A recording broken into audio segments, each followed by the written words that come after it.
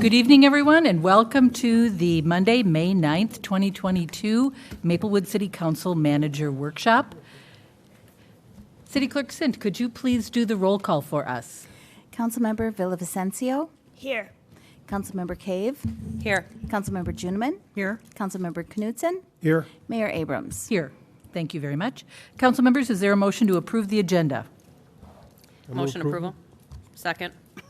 By Knudsen, seconded by Cave, the motion to approve the agenda. Is there any further discussion? Hearing none, then all those in favor signify by saying aye. Aye. Any opposed? Motion passes.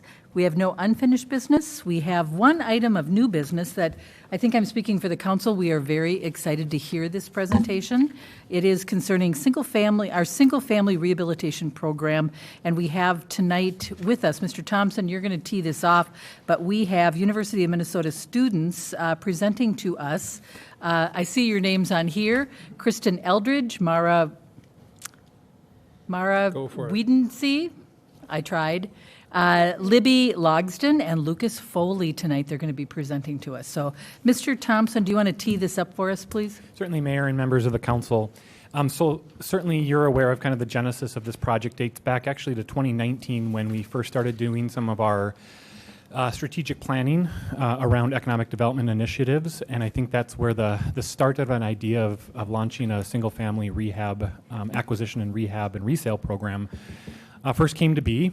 And then further discussions during some of the pandemic funding, the council had allotted some funding, one-time funding, to kind of launch the program. And so, as you know, we don't administer housing programs in Maplewood. We largely rely on the county for the federal funding that gets channeled for those types of programs.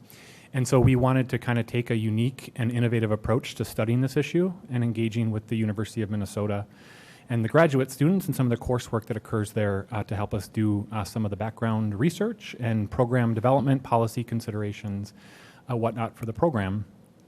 So we were accepted into the Resilient Communities Project, which is a university-wide partnership model where mostly cities or local governments, counties, cities, and other government agencies are able to kind of apply to partner with the university to kind of tap into the breadth of resources that exist at the university. So we applied, we were accepted, as you know, and then the way the model can work is oftentimes, as in our case, cities can get partnered with multiple courses as part of that partnership. And so tonight we're wrapping up the first course that we partnered with, the Housing Policy course at the Humphrey School of Public Affairs. And they're at the end of their semester, and they've kind of compiled their report and their presentation for you here this evening. And this is kind of the final deliverable of this group. As the staff report indicates, this is not the end. There will be a next student group that will actually be doing the work over the summer. It will be a capstone course within the Humphrey School, so that means the majority of the coursework is dedicated to this particular project. And we'll certainly work with the final deliverables of this group to kind of define a scope of work to continue on. So certainly we don't have the full program articulated and ready to go tonight, but I think they've done a tremendous job of doing a lot of the background research, bringing up some important considerations for you on priorities and balance of opportunities that exist with this program. And then what I'm also very excited about is a tremendous amount of outreach to partners that they've done and great conversations they've had that they'll relay. So I'll let the students introduce themselves tonight, and I'll turn it over to them. I'm certainly available if the council has questions once they're wrapped up as well.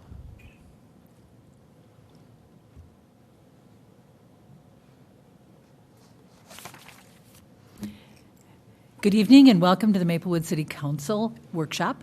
Do you want to first identify yourself by name for the council and for anyone who wants to watch this after on replay too? We're just available all over the place. So please introduce yourselves. Absolutely. First of all, thank you for having us here. My name's Mara Wiedensee. I'm Libby Logsden. I'm Lucas Foley. And I'm Kristen Eldridge. Welcome. And thank you, Mr. Thompson, for the introduction. As he mentioned, we're all here for the housing policy course through the Humphrey School. I am finishing up the first year in my Master's of Public Policy, as is Libby. Lucas is actually finishing up his Master's this May, and so he will be graduating here pretty soon. And then Kristen is pursuing her Master of Urban and Regional Planning. Great. Just a quick overview of what we're going to be going over in this presentation. To highlight a few things, we, as Mr. Thompson mentioned, spent a lot of time pursuing different partnership opportunities and working with community organizations to see what different avenues are available in that regard. We're also going to be spending some time talking about potential racial equity goals and sustainability models, how that would all be financed, and a couple of different pathways for the city to pursue, as well as finishing off with some challenges and future research needs for the upcoming summer students to look into. And then to start off with, we've made some observations when we had the opportunity to do a site visit and tour some of the vacant homes in the city of Maplewood. One of the major things that we noticed is that several of the homes listed in the background information that we received have already seen pretty significant improvements, and some have even seen a change in ownership. And so with that, we have been looking into a little bit of keeping track of vacancies and how we can keep track of that moving forward in a more long-term sustainable program. Additionally, several of the homes were left vacant due to elderly residents entering into care homes, which is another factor to consider as we move forward in the project. And then the stock of vacant homes are fairly scattered across the city. So rather than being grouped together in one distressed area, the distressed homes are very scattered and the impact of it is very widely dispersed. So before we get too far into our presentation, I wanted to just kind of ground us within the project overall. So the overall problem, as we had kind of like co-defined, is that there are some distressed properties that are vacant that are also incurring code violations, as well as a lack of affordable homes, just like everywhere else right now as well. And then the challenges with this is this project, we have all spent a good deal of time working on it, and folks in your administration already have full-time jobs, so not having the direct time or expertise to take this on, and then not having direct funding as well, that was a challenge. And then within this process, the overall goal is long-term housing affordability and improving the housing stock overall. And then so overall, then the strategies and the tactics are to acquire, assess, rehab, and then sell the houses with the $350,000 that y'all have graciously allocated to the program through your ARPA funds, as well as potential funding that we will talk about later. So these are the community partners that we met with. So Ramsey County, Dayton's Bluff Neighborhood Housing Services, MHFA, CEE, Habitat, couple different parts of Habitat, Minnesota Homeownership, North Country Cooperative Foundation, Rice and Larpenter Alliance, and then the Housing Justice Center. So just to kind of name the folks that gave their time to this program. Yeah, so really a lot of the big things that we heard from the partners beyond kind of what was like really tangible for our project was that an ongoing support structure is really necessary for a project like this, particularly when you get to like 30 to 80% AMI ownership, just having a longer term support model is really critical. And then also some of the partners asked us some really good questions like, why is home ownership the best model within this program? And what is the affordability range? Like, what are the racial equity goals? Who are you trying to have stay in your community within this program as well? So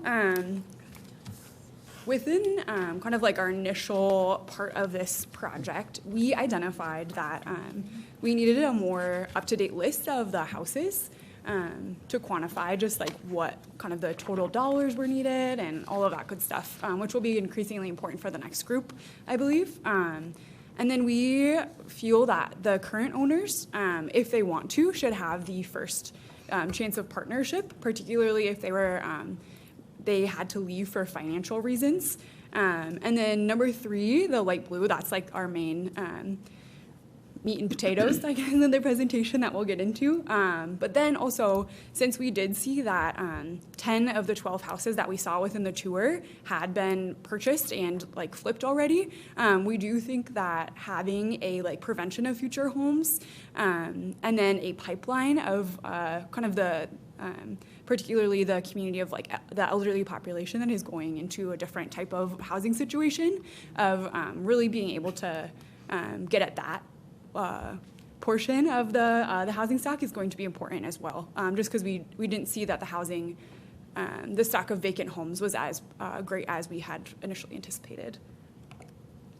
So then this is kind of a lot, but this is kind of the overall model of the project. So first we have to identify the homes, purchase them, rehab, preserve the affordability, and then sell. And then so these are kind of all the partners that are needed and the places where financing is needed as well within this.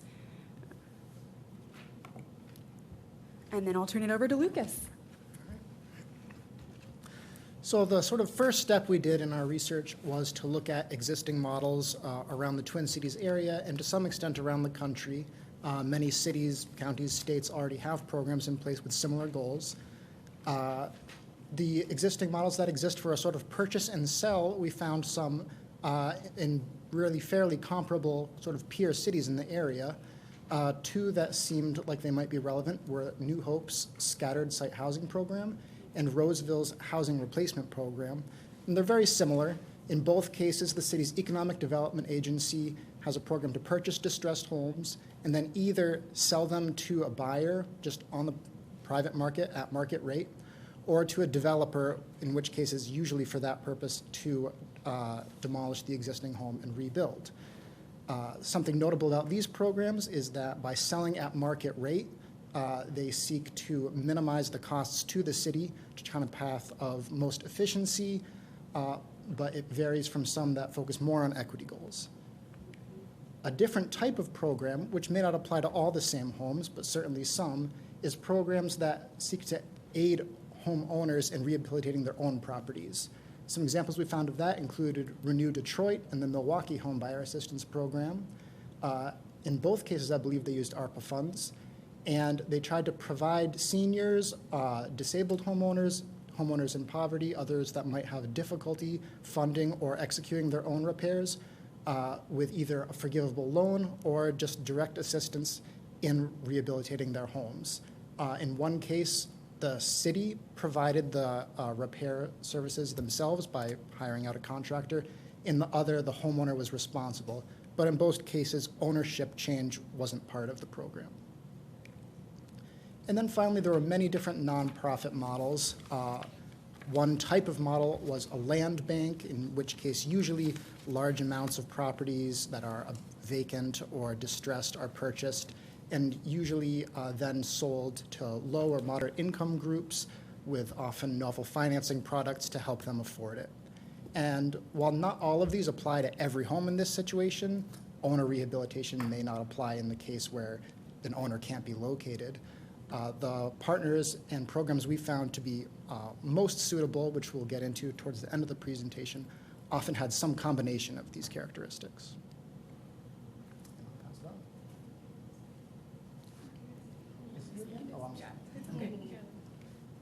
Oh, no.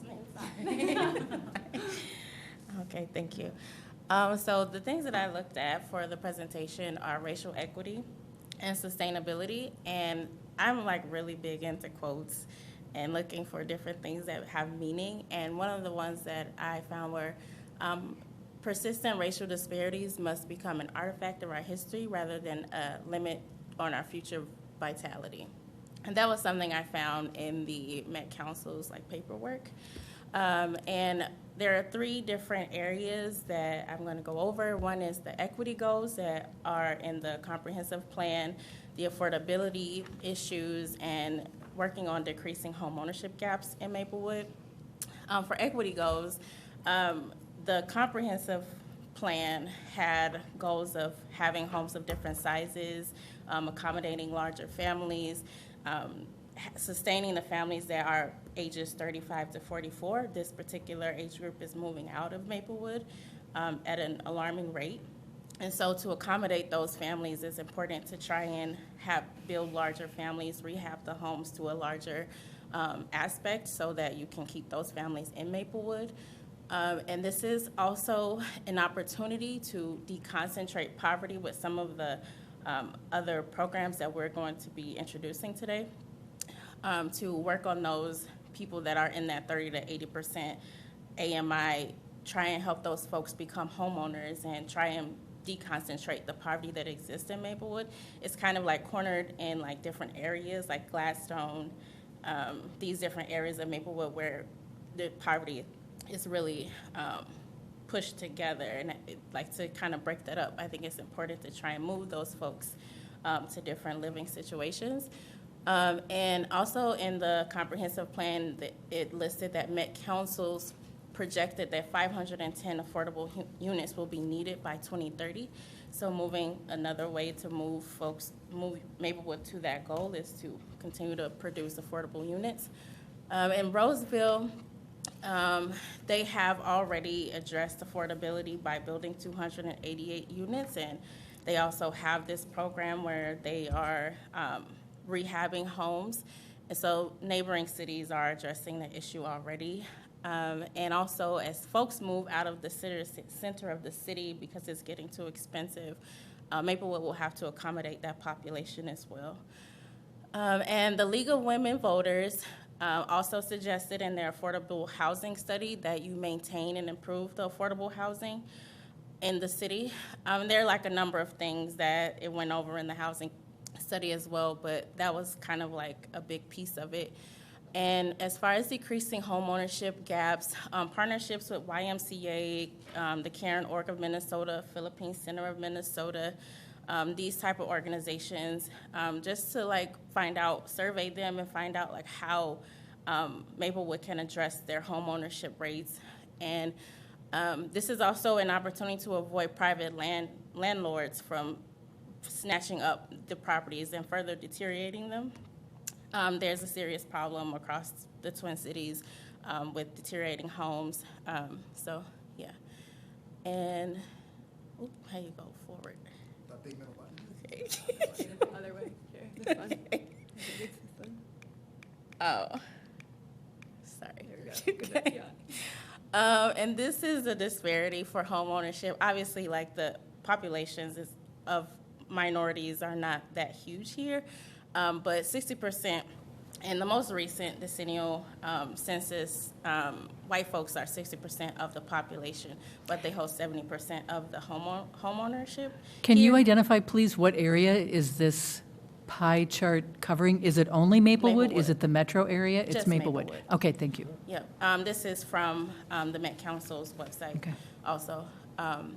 And those are the breakdowns of homeownership rates. And then the programs for BIPOC populations, continue to increase those, having credit repair workshops, publicizing homebuyer opportunities, things like that to help folks become homeowners, and just strengthening the relationships that you have with those orgs. So.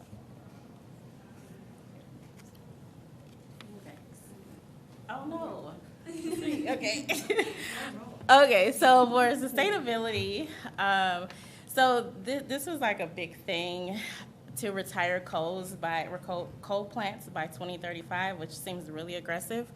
But actually, like, saving the earth is really important. We kind of passed our threshold of earth like sustaining human life. And that was like a conversation I had with somebody from the Healthy Building Network. And they proposed these different things for if you plan on rehabbing your home. And this is more of like general information because like some of the orgs that we work with, they already have sustainability models baked into their program. So this is some of the recommendations is no VOC paint, avoiding carpet that has FPAs present. Vinyl flooring is really bad for homes. Installation without formaldehyde. These things produce fumes and like toxic chemicals that get into your bodies and change your hormonal like chemicals in your body. So it's really important to like consider like these sustainable products. Healthy Building Network also has like a list of different products to use in your home to call it a free home, so free of chemical products in your house, and then the home building and the rehabbing process. Wood flooring is really great. Having the flooring like stained before it gets to your house is even better. And also the CAE, we just recommend to keep following up with their home energy squad. They have really great opportunities to help folks save money. And Habitat for Humanity, obviously they have the Restore.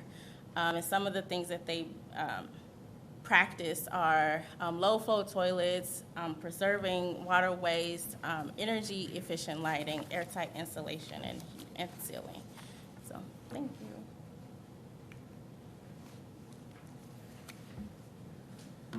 Awesome. So we're going to touch a little bit more on the pathways that are potential for the city in terms of financing, but I just wanted to highlight a few of the major financing mechanisms that are available for a program like this.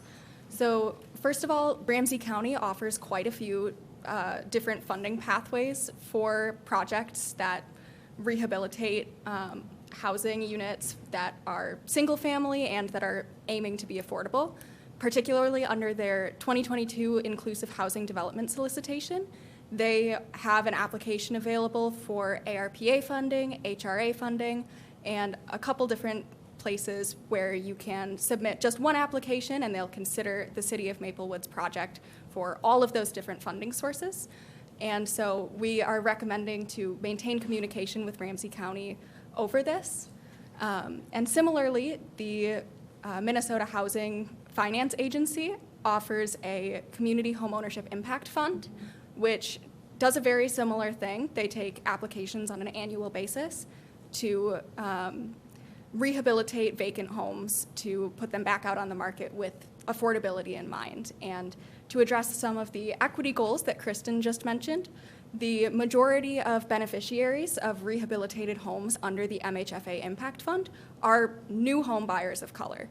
And so different programs like this that can help to fund homeownership with affordability in mind can really help to close that homeownership gap. And then additionally, kind of on the back end of this project, there are a lot of different resources available for homeowners once they are occupying their new space that we think would be really great to communicate to new home buyers and also to reach out to organizations like faith-based communities, community organizations, and neighborhood groups in the city to help renters who are looking to buy their first home bridge that gap a little bit easier. And so one of the programs that we found that helps with that is the Ramsey County First Home Program, which does $15,000 in kind of a secondary mortgage for people who are buying their first home up to a price of $273,000. Similarly, Minnesota Housing offers startup lending and repair loans. Nonprofit organizations like the Minnesota Homeownership Center and NeighborWorks Home Partners also offer a myriad of different resources for home buyers, such as down payment assistance, weatherization loans, renovation and maintenance cost coverage, and refinancing if that does become available, because ultimately we all want to make sure people can stay in their homes longer, not just get rid of vacant homes. All right. So then we laid out a few options, which really like 3 and 3A are the most likely.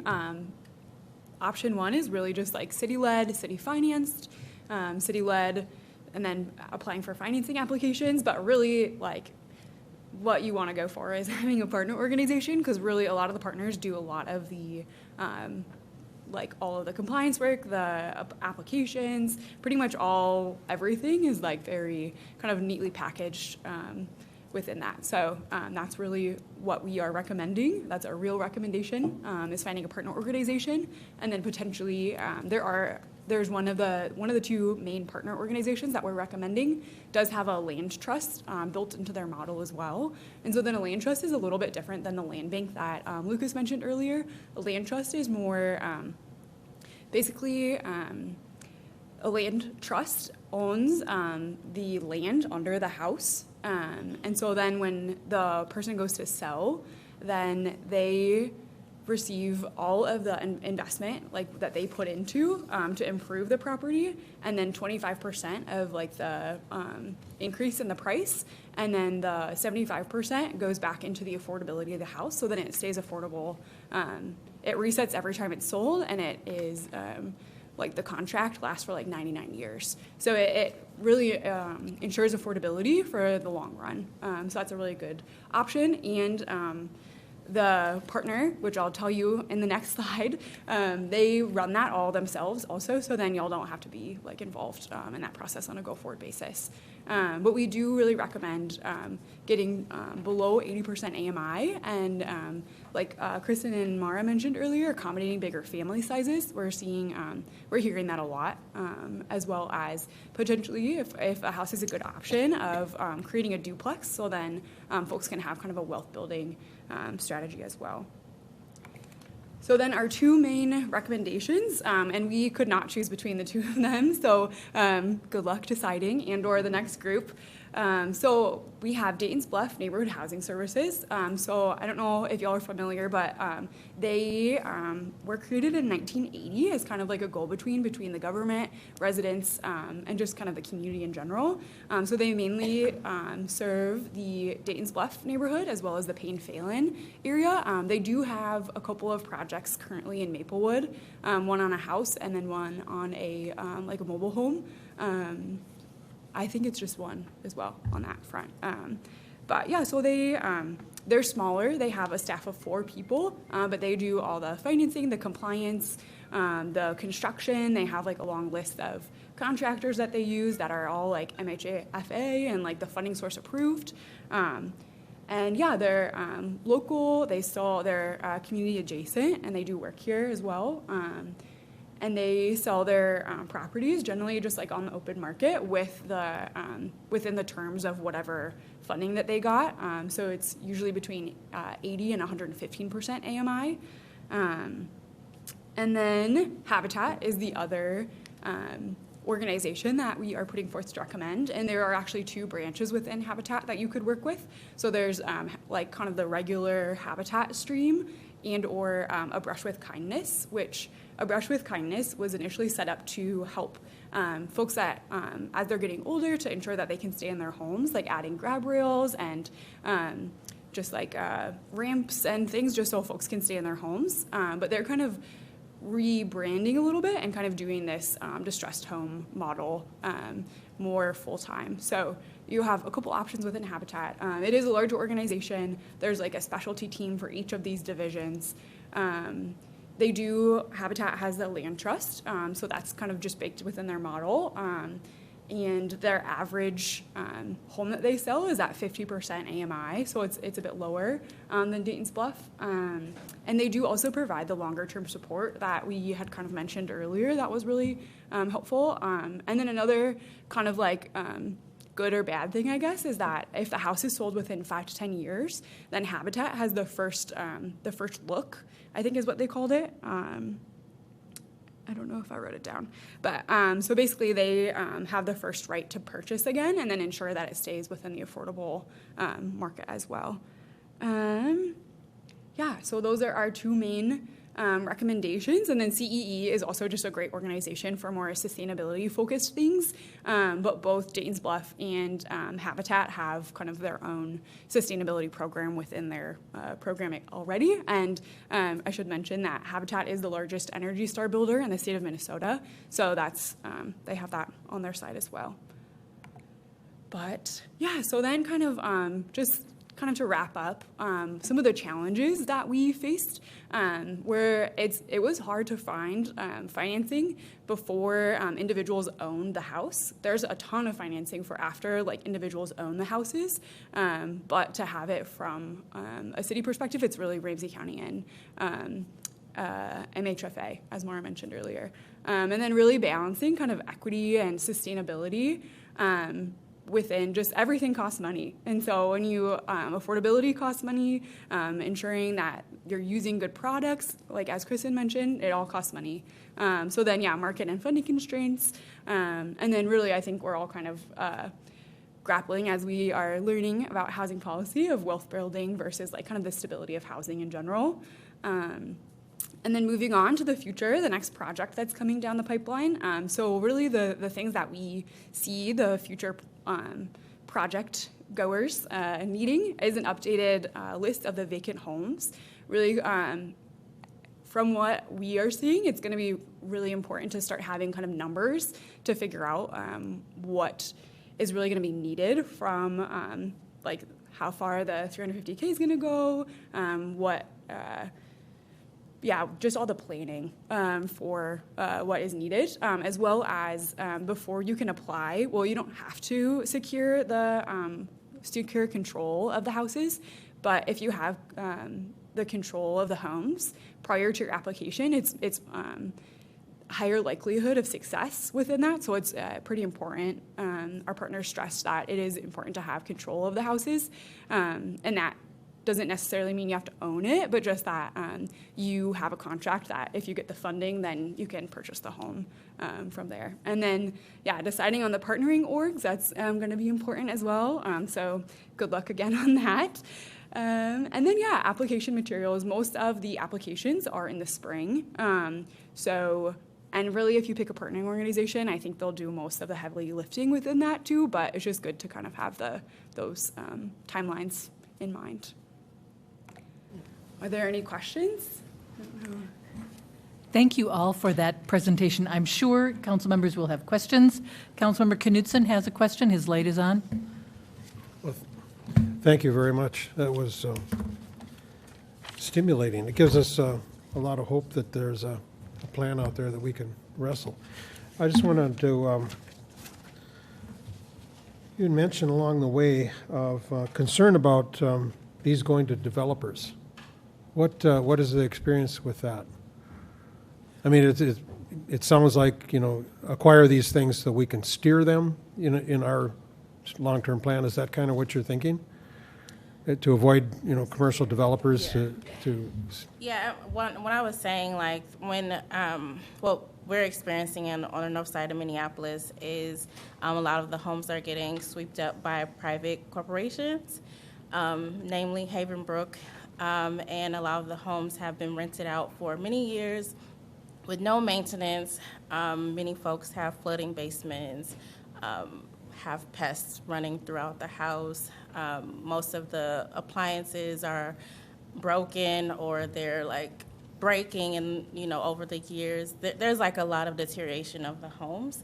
And I think once the city, there's a lawsuit going on right now with the Attorney General, and once whatever happens with the houses, it's going to be a lot of work to rehab them and get them back on the market or just get them back into the hands of homeowners. So I would suggest not letting private corporations sweep up the houses. Thank you for the plain talk. It makes sense because, we have a mission. Yeah. And that's going to take some upfront money. So I'm very interested in, when you talk about a partnership, are there forms of organization that these partners take? For instance, is it a co-op or is it, if we worked with Habitat or CE or Dayton's Bluff, is there some kind of an organizational structure that works or experience? Well, Habitat's a nonprofit. Is that kind of what you're asking? No, I mean, or? what is the, say we gather these partners together, who takes the lead? Who's the fiduciary? Who's who's accountable? Is there an entity or something that is formed as a result of this partnership? Yes, that's a really good question. So I think I know the process within Habitat the best because that's kind of the last conversation we had, so we knew the most about what we were asking at that point. And so it sounds like with Habitat, you would enter into a contract to just ensure that each party has an agreed upon understanding of what's going to go on, of how many houses are they going to buy with this amount of money.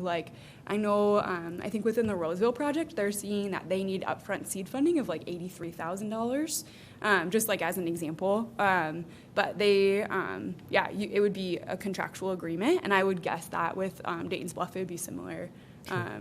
As well. And then I think CEE, their audits are free, I think. Is that correct? Yeah, the energy audits are free, but then the work after would be discussed or would be contractually agreed upon. Yeah, right. Yeah. It depends on your income. Do you want to step up to the microphone please. that way? Yeah, the program, if you're it's a low income eligibility. If you don't reach a certain income, then you do have to pay. It's not like that much money, but you also can get it financed. A final note with CEE, a lot of us are coming up here. CEE additionally is on the owner-occupied side, so they would probably be coming into play once a home buyer is already into the home. There are partnerships that CEE has with other cities in the metropolitan area that allows for lower cost to certain home buyers. I believe both Minneapolis and St. Paul have that kind of partnership where it just lowers the cost of an in-person home energy inspection by about $30. And so that is a partnership that the city of Maplewood could certainly pursue, but most of the partnership would be once a new home buyer is already into the home. When you look at the plan options, 1, 2, 3, it appears that, if you could live in number 1, of course, that's the greatest control. And that's, I think, what New Hope and others have done. But when I recall reviewing something like this before, they tend to go back to market so that it's easy to recover, so their initial investment, if you were to bring it in front of the council or something, is pretty much guaranteed that you're going to do pretty well. So number 2 then is city-led and financing applications, and we would apply for all the sources of funding other than self. And then the partner is what we just talked about. Okay. What is the best access to financing? So we really strongly recommend working with the partners that Libby went through. Even in terms of financing, those organizations take pretty full control of if they were to apply for the MHFA Impact Fund or for any funding from Ramsey County, they would be kind of handling all of the applications themselves. So that's kind of our primary recommendation for that. Otherwise, options 1 and 2 that we had with city-led and city-financed, and then city-led and applying for financing. The issue with those is with the $350,000, that won't go super far in terms of acquiring the actual homes. So we could recommend applying for the financing yourselves, but as Mr. Thompson mentioned as well, we know that the city of Maplewood doesn't have a housing department within the city's programs, and so that would likely have to be run as well through an organization like Ramsey County. And we did have the opportunity to meet with Ramsey County, but they have not, I don't believe that they run programs like that for individual cities. So there are organizations like the MHFA Impact Fund and financing through Ramsey County, but those would probably have to be led then through the county economic development department as well. Thank you. That's all I have, Mayor. Thank you. Okay, Councilmember Villavicencio. Thank you, Mayor. I just want to say thank you for all your hard work of all the effort that you've put into this. I love all this information. I really think it's really helpful for us to kind of form some of our own thoughts. We can figure out what what we should do that's best for Maplewood. And I love the idea of the partnerships with the other organizations because they can do all that, the heavy lifting part of it. But then also I hesitate to do that because I think you're kind of bound by their rules and their guidelines, and I think that's challenging for us to try to deal with, and then communicate that to the folks in Maplewood. I love in your presentation you say if you're compromising equity, it's not sustainable. I'm going to have to use that quote because I think that's really great, and I just want to urge you to always make sure when we define equity that that it includes race, gender, and disability, and LGBTQ, transgender folks, and because I think if we don't look at all the pieces of equity, then we're not doing a very good job either. So I just like to say that piece. But thank you all so much for doing this effort, and I definitely will be digging deeper into this too. So thank you. Councilmember Juniman. Thank you, Mayor. Thank you for your work, and I have to say you all learned to talk fast so you could do this. I agree with you on the caution, particularly about dealing with developers, because I have heard stories of both county programs and other cities where they contract with a contractor to be their person who takes care of this, and all of a sudden the person's gone, the contract isn't fulfilled, the house isn't done, and nobody gains. So I really think there's a big caution there to be listened to, shall we say, and I think that's where you apply. If it's too good to be true, it's too good to be true. And I think we're better off, as Nikki said, these are all great ideas, but it is something we need to be very aware of keeping under an umbrella for our own knowledge base, because otherwise something could happen. So your knowledge just goes into our base of how we move forward with this. So I thank you for what you've done, but I understand what your cautions are because I think those conditions do exist. And unfortunately, every time you have a program that sounds good, there's got to be somebody who wants to cash in on it instead of make it a good program. So I thank you for that part of the work. Councilmember Cave. And I'm just going to be quick here. Thanks for your presentation. You guys did such a great job, and to get us off. I mean, we've been wanting to do this, but we needed help from, and you guys were exactly it, to get us started, and you grabbed all the right pieces, so now we can move forward. Are you also going to be meeting with the capstone group so you can pass things, so it kind of, okay. Yeah, so we've shared all of our documents, all of the research that we've done with them so far. Okay. In our final report as well, we're kind of trying to summarize all of the work that we've done in a little bit of a condensed format, which has been kind of difficult. Yeah. But we're planning to reach out to them as well to see if we can share all of our information with them. Okay, you guys did a great job. Great job, especially just for a city that's starting out with all of this. You had great information for us, so thank you. Councilmember Knudsen, and then Councilmember Juniman, and then I'll wrap it up. Oh, boy. Go ahead. Prepare yourselves. Don't get nervous. This is the entire future of Maplewood. So Yeah. so We're just having fun with you. And we will remember your names. Oh, question. I did a little bit of look into land banks, and you weren't real heavy on them, but is there an appreciation cap in land banks or any of your programs? If a person gets involved in a home that's in a land bank, I understand that there's a cap on appreciation. Is that something you discovered as well?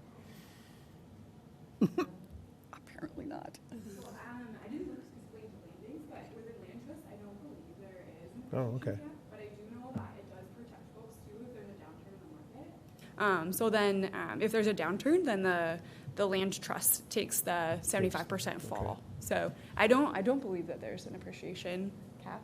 Is there? Does anybody know? No, I don't believe so, but we Okay. can get back to you on that one. Thank you. Yeah. Thanks. Councilmember Juniman. Actually, this is for Mr. Thompson, but you can hear it too. 2019 wasn't the beginning. This is where I get to say, I started this in 2004, saying, can we please put some money aside for housing rehab? So you see, if you persist, things pay off. This has a longer history than it appears. And I have a question for Mr. Thompson. Where are we with updating the vacant house list? Because obviously that's something we've been eagerly waiting for. Mayor and Council, it's an excellent question.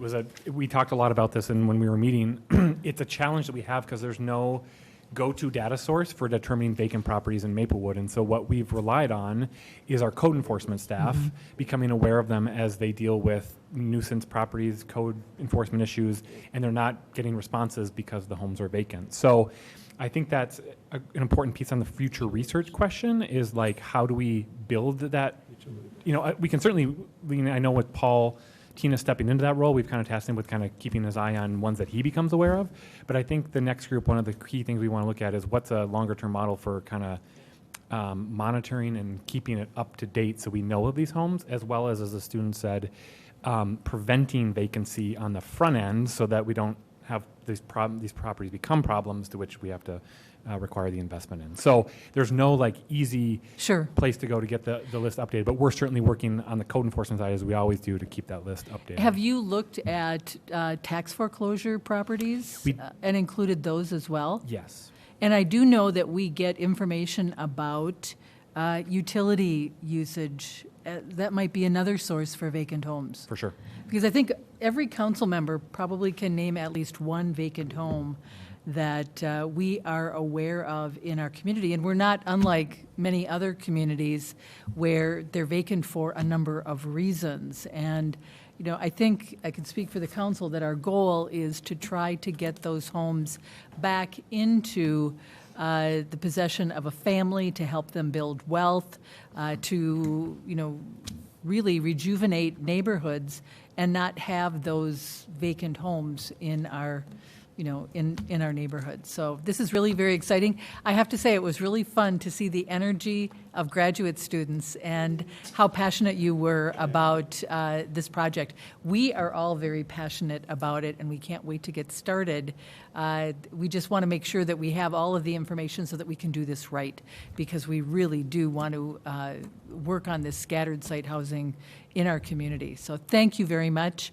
Thank you, Mr. Thompson, for working through this and for your suggestion of bringing in graduate students. It's always nice to have that, you know, that academic viewpoint on what it is that we're doing as policymakers. So thank you all. Kristen, Mara, Libby, and Lucas, you've had your first taste of presenting before City Council. And you know what?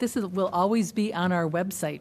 You can check it out in the next couple of days because it'll be there. You can use that in your resumes, okay? There you will be. So, thank you very much, and we really appreciate it. So thanks. Councilmember, this was our only agenda item, and so with that, we are going to adjourn, and we will be back at 7 o'clock for our city council meeting. Thank you.